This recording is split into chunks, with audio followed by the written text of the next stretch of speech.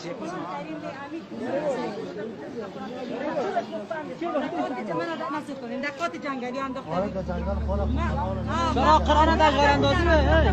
March 17, 2015, a mob of men in Kabul, Afghanistan, accused 27-year-old Farkhunda Malikzada of burning a copy of the Quran and being an American sympathizer. As tensions grew, the police tried to stop the mob, but then only watched as the crowd beat her to death and then burned her body. And the police don't do anything for her. News of the murder shocked many in Kabul, including Jalal Jawinda, the host of an Afghan TV and radio program. And that day we was really upset, and we did a program against the police and against of that people. Part of our programs was like crying for her, like real crying, not acting in the program. But Jalal soon found out that criticizing the police put his life in danger. I said a lot of things, a lot of bad things against of government, against of police, against of all that people they was in the area. But after 1 week, like when I was walking this to my job, the police stopped me, 5 police. They came to me and they like holding me, and one of that it's like beating me by knife in my leg, and he said like it is like sign of police. Becoming an enemy of the police opened up Jalal and his family to the terror of the mob, who harassed them and attacked their home. But one of that guy he was take off with the gun, and he threatening me.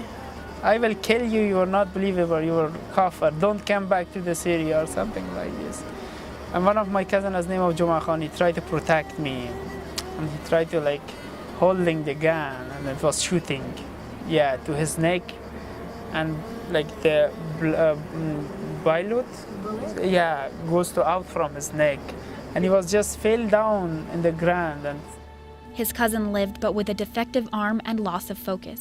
Jalal and his family realized they had to flee Afghanistan or they would be killed. We had a meeting in our house and all of our family, and we say, okay, we should leave this country. We cannot be here anymore. In a matter of hours, Jalal's family's lives turned upside down. They went from signing autographs on the street to fleeing for their lives. A lot of people, they said hi to my father, and they stop at him and take picture and signature than me, you know. And also my older brother is also like a kind of base director, like he's one of the base director from Afghanistan. But now they are in Iran, and they don't do anything, you know, because they are not allowed to work here. They're not allowed to buy a house. They're not allowed to buy a car.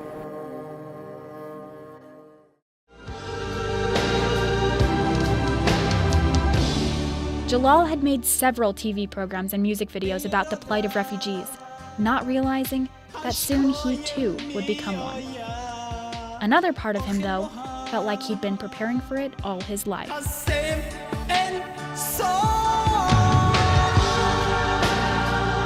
It's about more than 30 years. It is war going on in my country. And every day suicide attack, every day they cut the people's head, every day they rape the people. If you be like that country, it's like you should be ready for everything, you know? You should be ready for you leave your country. Jalal and 2 of his brothers began what would become a several-month-long nightmarish flee for safety.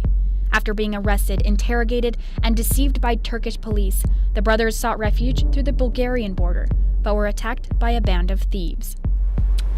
And it was completely night, maybe about 2 or 3 o'clock in the night. They searched one by one, all of us. The thieves, the 3 other guys, they have guns. The one of that, they have knife. One of the thieves, he put the gun to my head, and they was like they had black clothes, and they was covered his face, and it was crazy for me, you know. It was when you are alone to some like that situation, it is easy for you. But when there is someone you love it, when you are someone to you, part of your family, it's very hard, you know. And you sing around your brothers also, they put a gun on his head, and also you. And It was very bad for me. It was very, very bad memory. They escaped the next morning, but after 2 days and nights of dragging themselves through the jungle with the other fleeing migrants, they found themselves running again, this time from the police.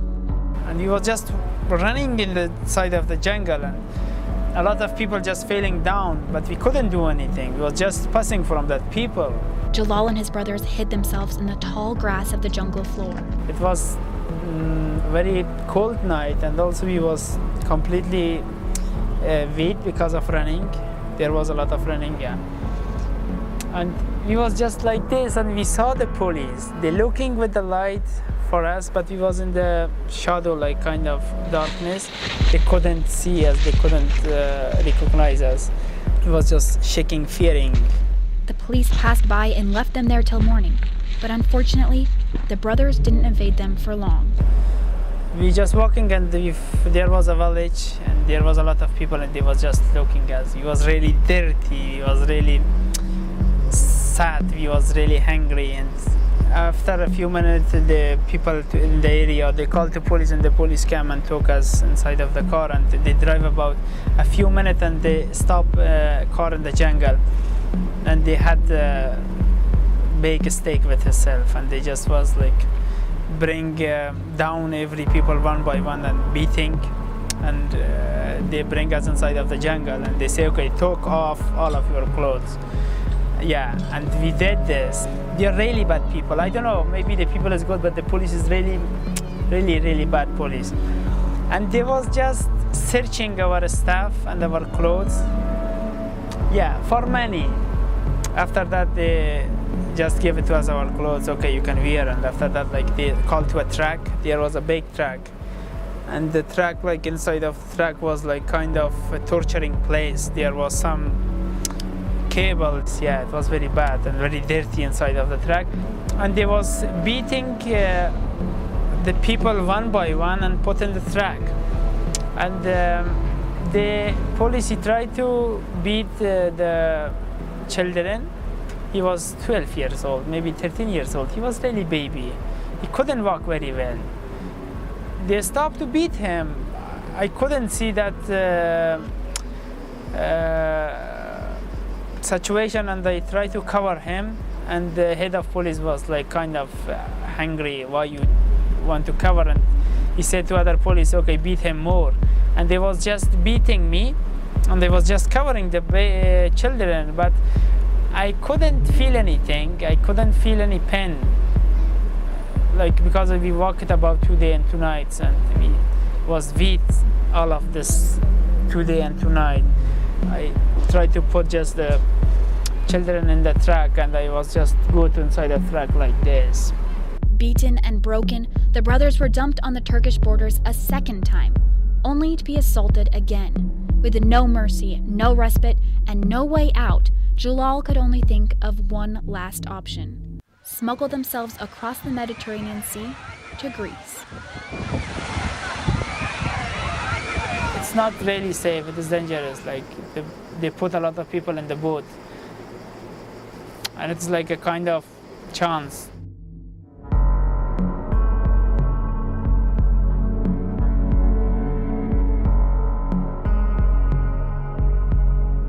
About 50,000 people have died crossing the ocean to find refuge, many because they buy defective life jackets that actually absorb water. But Jalal and his brothers lived and were pulled from the shore to a refugee camp, where they would be kept for more than a year waiting for their futures.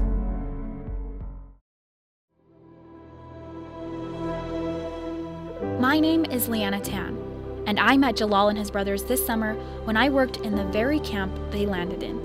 His story and those of many others I met opened my eyes to the reality of today's refugee crisis and motivated me to produce this documentary.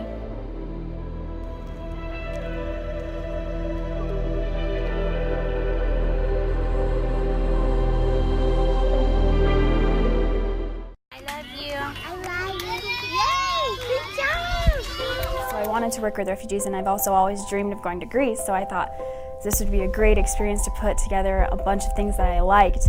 And it was the first year that they were doing the program, and so I thought it would be a good opportunity for me to kind of help them come up with ideas and kind of pave the way for future people, and that kind of intrigues me. I don't think I could have really prepared for what I was going to jump into. I had really no idea what to expect, and they didn't really know either.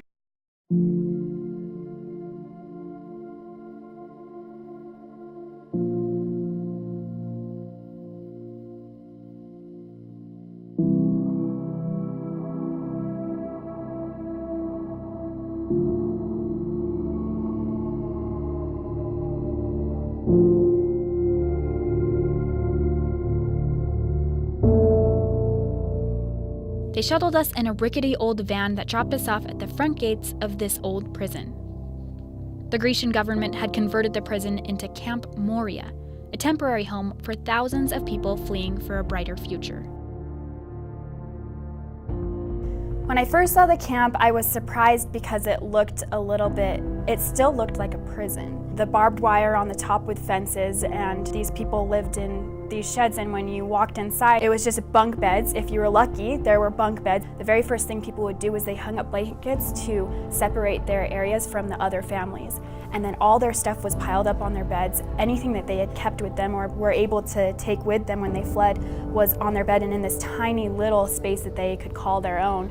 But a lot of people didn't have beds, and if you didn't have a sleeping bag, then the best we could do was a blanket on the floor. And so some of the rooms you would open them up, and that was surprising to me, where it was just blankets strewn across. You just had people just sleeping everywhere, and you'd go in and try to find a spot of, can anyone else fit in this area? There were cigarettes butts everywhere because the men would just spend all day smoking to try to cope with things. And it also surprised me that the people there had done everything they could to make it look like a home.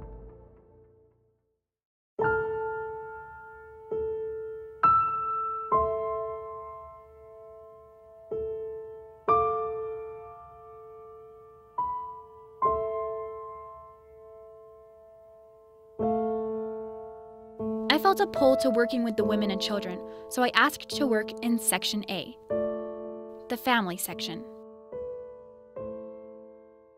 I think my initial impression was, oh, this is cool, we can do something with this. Oh, they do have food, they do have water, they do have supplies. On one hand, I was thinking, maybe this isn't so bad. But after being there for just a few days or even a week, I was so drained, and I just realized, how can anyone live here for longer than the 4 weeks I was there? Then you quickly realize that you need more than just the basic necessities of life to survive mentally, emotionally, and physically.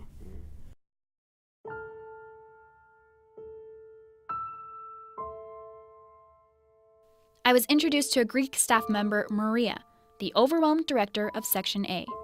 But surprisingly, after 3 days, she left to go on a yoga retreat and ultimately quit, leaving me in charge of more than 200 men, women, and children.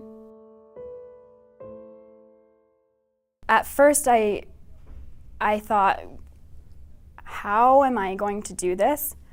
There was a sense in me that thought, this is a great opportunity, because I do see a lot of changes that need to be made. But then again, I think that's what everybody thinks. Before I knew it, the Section A residents were calling me Mudir, or Big Boss. The other volunteers and I tried to make sense of the chaos. I soon found out that the 50 to 60 families who lived there came from a dozen different countries and spoke a dozen different languages. I did feel a huge weight of responsibility, and there were times that I felt like, how did I get in this position? Me as this young girl, I don't speak any of their languages. I have had no training. I'm not Greek. I'm not part of the government. And what authority do I have? With the help of multilingual refugees and volunteers, I made signs to keep order and help people find the things they needed. I made maps and diagrams and worked with the other organizations to make a system for housing the numerous refugees that poured in each day. And we even converted the old prison's basketball court into a nursery for the kids to play. I quickly felt a huge burden of so many problems. There were different problems every single day. Even if you figured out how to fix one thing one day, the next day there would be a million new problems. And it was a crisis response thing, and so I was trying to make sustainable solutions, but as soon as I made one step forward, it felt like there were, 10 more problems that came my way that I had to figure out. Amidst all of the problem solving and my responsibilities as big boss, it was sometimes easy to forget why I'd even flown across the world in the first place. But I remember one time, and there was this little family that came in, and they were trying to choose some pants for their daughter. But the clothes that we get are just random donations, and so they're of all different sizes and things, and so they were looking through all the different pants, hoping to find a pair of pants that would fit their daughter. And she was probably 4 years old, and finally the dad, he found a little pair of pants and he put it on her, and they fit so perfectly, and he just smiled at her, and she laughed, and she gave him a huge hug, and then she turned to me and she ran up to me, and she just gave me a huge hug, and she started kissing my cheeks. She was so happy, saying thank you, in her language, and that part to me was so touching, and it just made me feel like that's why I'm here, and this is the reason. Like, it made all of that hard work worth it, because it reminded me of a time when my little sister, we were in a similar predicament and we needed help, and somebody had brought a Christmas present to my little sister, and she was probably the same age, and she was so cute. When they gave it to her, she was so happy. She ran up and grabbed the person wrapped him up in a big hug and kissed his cheeks and said thank you, and I flashed back to that and just thought, like, I was very happy to be there at that time. But it wasn't just temporal demands that were hard to keep up with. There was a lot of emotional turmoil within the camps that led to fainting, fights, and even riots. There were 2 riots while I was there. And the first riot happened, it was actually interesting because for some reason that day I thought, all right, today I'm gonna go home. And so I went home, and I got notifications soon after that the place that I was standing in got burned down, and there was a riot. There was another day about a week later that I went to the camp, and I was in the nursery. We were coloring with markers, and I kept hearing, these people marching beside the camp, and a thought came to me, like, it might turn into a riot.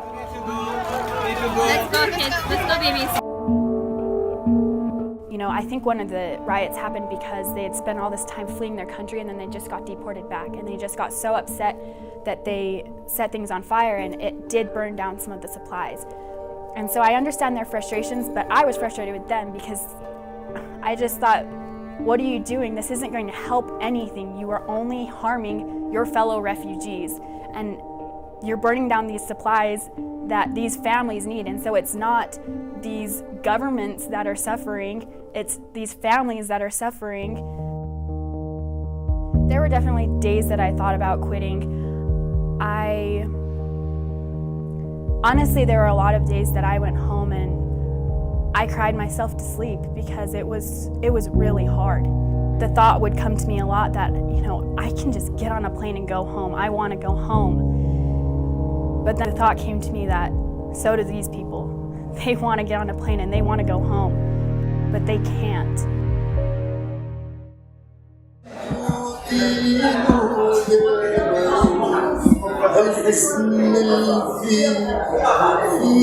Sometimes people will wait for decades in a refugee camp, and then at some point later they'll get the opportunity to resettle and they take it, or they don't. Some people will be in the camp or in a refugee situation for their lives. Professor Stacy Shaw served as a refugee caseworker for the International Rescue Committee for nearly 3 years. She says we can use the term refugee generally, but these people aren't technically refugees until they go through a thorough application and interview process and gain a legal refugee status. The big distinction here is that these are people who have been forced to flee. They're not people who are leaving because of a desire for economic opportunity.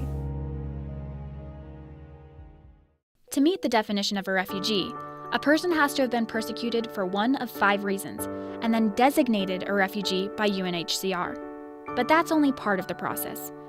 If, for instance, a person comes to the US as a refugee, it means they've fled their country to another country, been designated a refugee by UNHCR, been screened and interviewed by an American government official, and then selected for a refugee spot in America. They'd arrive in the US legally, be met by a caseworker at the airport, settled into an apartment, and given money and access to basic resources to help them establish a new life in America. It's a process that could eventually lead to citizenship after 5 years. Although it may seem like a pathway of hope for this crisis, unfortunately, there's a very limited number of resettlement spots. While there are more than 65 million displaced people in the world, this year the United States only accepted 45,000.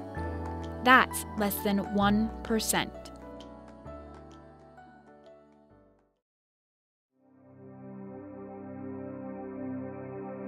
This is a huge country, geographically and population-wise. There's no reason that Europe should be taking so many more people than we're taking.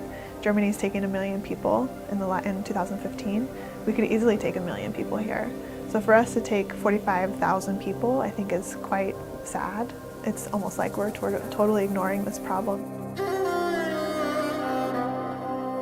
Those 45,000 spots are divided into regions. They're looking for specific targeted groups, say a few thousand from one country and a few thousand from another. So if we're not offering to that group, then they will just stay there.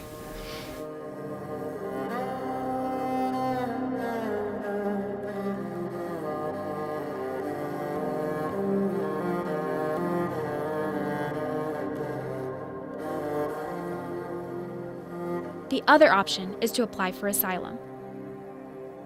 This means that people aren't asking to flee into the new country, they've already arrived there and are begging for safety and access to basic resources. But the problem is, there's no telling how long they'll have to wait. People are stuck here on the island of Lesbos, in the camps Moria, Karatep and Pikpa, since months and sometimes more than 1 year. Like the most I heard was 1 year and 7 months. That's a very long time, especially if the people are living in such inhuman conditions, like in the camp Moria, where they don't have proper showers, where they don't have any activities, where they have just like the absolute minimum to survive. Some organizations banded together to find a way to alleviate some of the stress of all the people stuck waiting.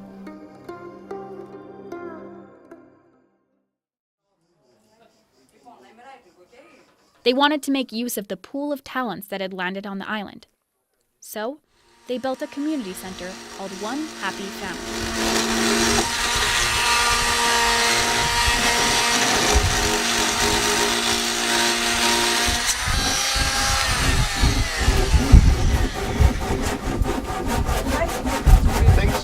Cool. Yeah, that'll do. And we're gonna board the inside as well. So at the moment we're just putting the rafters because we've got the roof coming, and then we'll board all the inside, and then paint it white again and get the women to decorate as they want it inside. So it's gonna be like a little blank canvas. It'll be nice. The name One Happy Family was already here in the beginning. We called this the One Happy Family Community Center because this is also what we wanted to build here. Kind of a one happy family, which doesn't mean that everybody always have to be happy, which is not possible in this situation. But in a family, you're able to discuss and argue with each other, to have fights and discussions, but also to laugh with each other, to have funny times, etc. Fabian Brocker is the main coordinator at the community center, located just a few streets away from the refugee camp. He says the refugees are much more specialized than the volunteers, and the entire facility has been built by their hands. We managed to find a lot of people which were very interested in being active again and use their skills, etc. Carpenters, electricians, handymans, plumbers, kind of whatever you need to build something. And they came here and joined the project from the first day on. Then they started building tables and benches, painting the walls and windows, designing things inside. If people have good ideas and special skills, We want them to use them again here because every skill you have you can use for something good.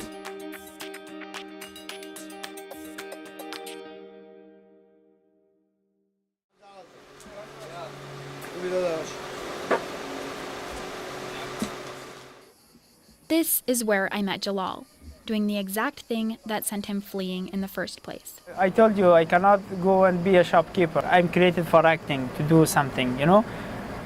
It's like our gun, it is like our voice. We can do something that people, they can hear it as, and they can hear us like we can hear what's going on in my country, what is going on like about the refugees. Hello everybody, we are inside of One Happy Family, in front of One Happy Family School. Let's go, what's going on inside, follow me. Nothing seems to stop Jalal and his brothers from using media to raise awareness about their situation and social injustices.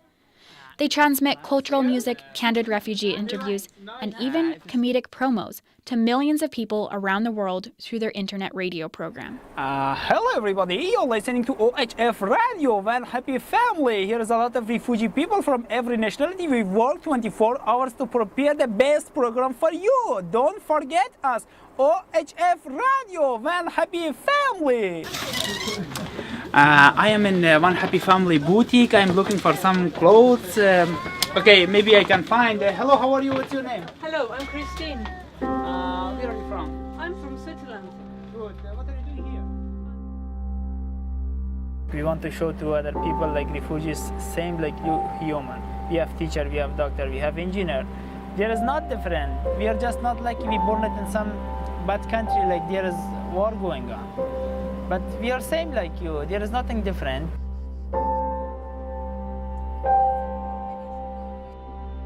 We cannot be silent against of that people, they don't want to give you your right, and that people, they torturing the people, that people, they killing the people. If you be silent, you are also like a kind of guilty, and you are like a partner of that people, you know? But Jalal isn't the only one who used his skills from his past life to help the community center. I met many others who shared their talents. Arda Ak told me that he used to own his own studio back in his country. He was a hairdresser, carpenter, painter, and electrical engineer before he fled to Greece.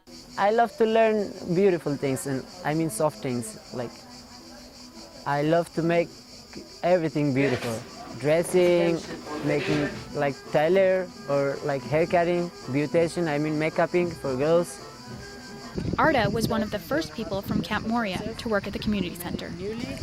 Like first when I started working here, they didn't have like so much money teachers, and I started teaching. And after that, they had some teachers. I saw that they don't have any hairdresser, and I started hair cutting. After that, like the other stuff, I didn't saw anyone to wash the dishes. I started washing the dishes, and like when I'm seeing that they need some help, I'm just helping, whatever. And like for sure, everyone know that inside of Moria they don't have to do anything. They're just eating and sleeping, and it's why the smoking sacred, the drinking alcohol, and the smoking drugs. That's why they're becoming addicting, because of not doing anything. And in here, I think it's a good place. It's really one happy family that we can make people to be a little bit happy. We can see the smelly face on their faces. Like everything, we're just surveying to make people happy, not make refugees happy. We're trying to make the humans happy.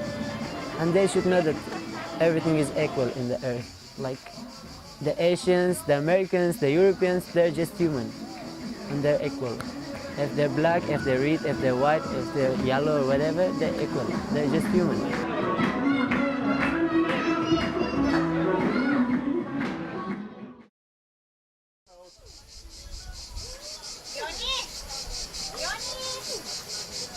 One thing I noticed the refugees hunger for as they wait in the camps is education. I met one of the original teachers of the community center, Salam. Salam wasn't ever an official teacher in his past life, but he stepped in when he saw the children were in need. More than numbers and letters, Salam teaches the children to understand peace and love so they can implement those values wherever in the world they end up. المدرسة جزء مني لأنه الأطفال اللي عشت معهم أعطوني الشيء اللي فقدته بوجودي جنب أطفالي. هي نقطة. Salam says he comes from a life in Syria, where he lived next to a river and gardened. One of the first things he noticed at the schoolhouse was the lack of plants and colors. So, he planted a garden.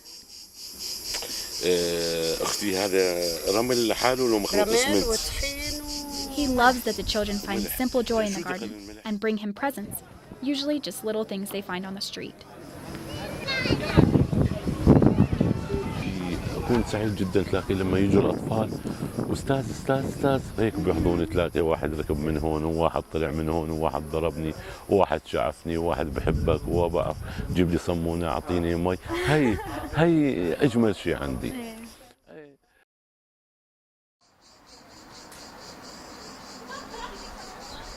We believe everyone has life before. He doesn't come from empty life. About 400 people come to the community center each day. They may all come for different reasons, but there's one place everyone always ends up: the kitchen. Because hungry people, they cannot do anything. You have to make him full. Go down. The kitchen was one of the first places I made my way to as well. I jumped in and became good friends with the head cook, Mahmoud Tali. Mahmoud used to work as a general doctor back in Syria and didn't think he'd ever end up in a makeshift kitchen cooking for hundreds of people. It was the point when our boss tried to give us the projects here. Everyone choose what you want to work. So I'm trying to get that kitchen because I will meet all the people. So if I have 400 in the place, I will meet all here, for sure. Sometimes I feel bad if the food not enough. Last Friday, I give out 625 meals and still 50 without food.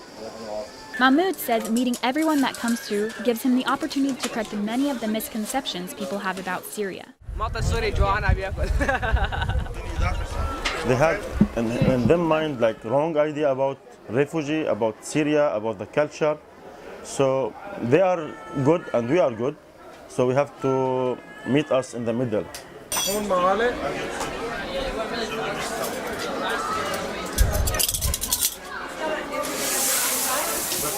Don't refuse me before know me. Just come and touch and have a look from in.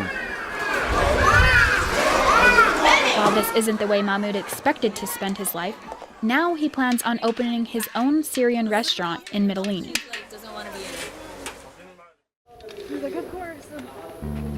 We try that they don't lose all the hope which they had before. He's like, these are the small ones that are just starting out. But Fabian says that despite all the efforts to help people cope and find a glimmer of happiness, there's no way they can give the refugees what they really want. I'm thinking about that a lot. We're not really improving the situation. We're not helping to achieve the dreams of the people. Something we cannot do, because what they really want, the people here, is to have a future life.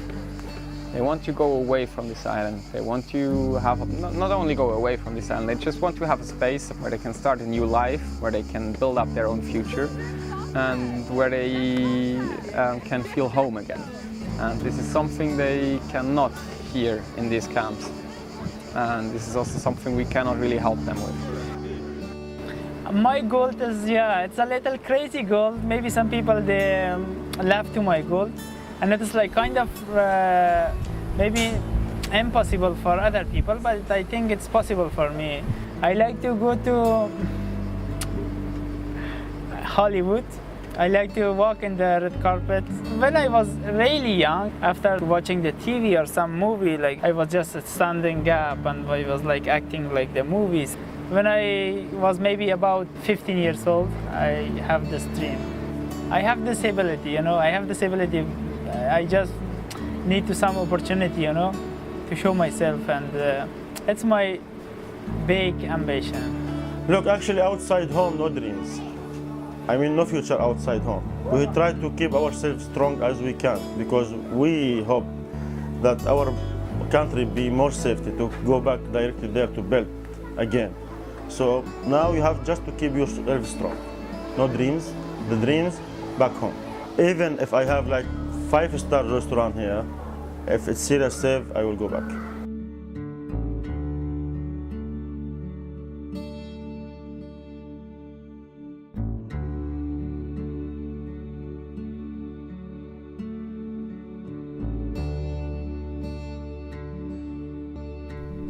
those people really became my friends, and you see that they are human. They are just like me. They are just like my dad. We think of refugees sometimes as these dirty people, no money with nothing, but that's not who they were. A lot of these people were businessmen. You know, these were the people that had money to flee their countries. So they were doctors, they were lawyers, they were television personalities. They had jobs just like you and I right now, but then suddenly they're left with nothing. I saw myself and my friends and my family members in all of those people that I met. They were no different than us.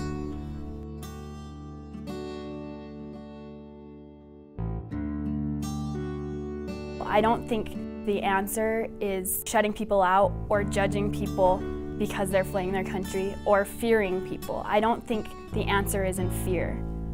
I think fear will only cause more problems. It just comes from your perception of who these people are. And if you fear them, then the problem is going to get worse. But if we embrace them, then it will at least help them. They are normal people. They are normal people because they choose to leave his country. They can go to join to different part of mafia or different part of like terrorist groups. They can do this. They can make a lot of money for themselves. But they come to Europe. They want to doing life like humans, you know. They believe to humanity. That's why they come to Europe for protect. They want to have a normal life.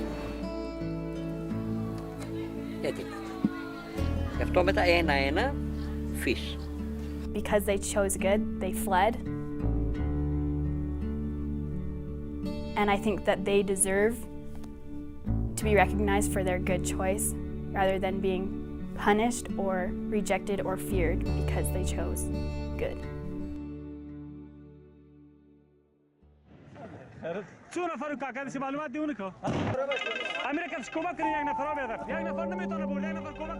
Maybe today my country is in a bad situation and tomorrow your country be in a bad situation.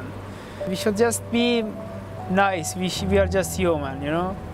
We should just try to protect each other and we just try to be nice and just we try to give to the people his right. And we don't want more. I don't ask about money here. I don't ask about the house. I don't ask about the car. We just asking about some safe place. We just looking for some opportunity can show our ability. And it is just all of the things we want, just a safe place. We don't want house. We don't want anything. Just give us a safe place and live. Let us do the things we want and let us just do that things we created for. We are the same. I mean, from everywhere. Believe what you will believe. Just be good. All the people, good people. But the atmosphere make you bad. Or the atmosphere make you like crazy. You have to give reason for bad people, why they are bad now. Don't try to just, okay, you are bad. Found out why.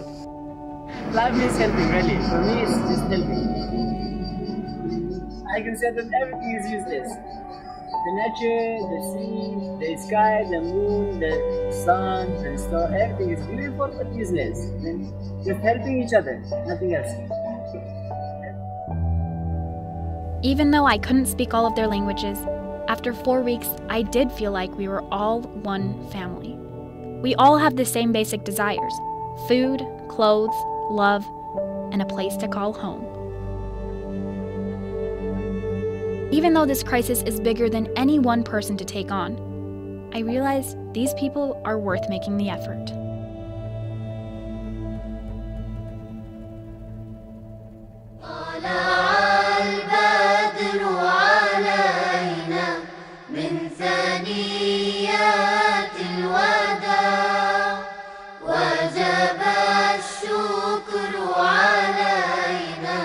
ما دعا لله داع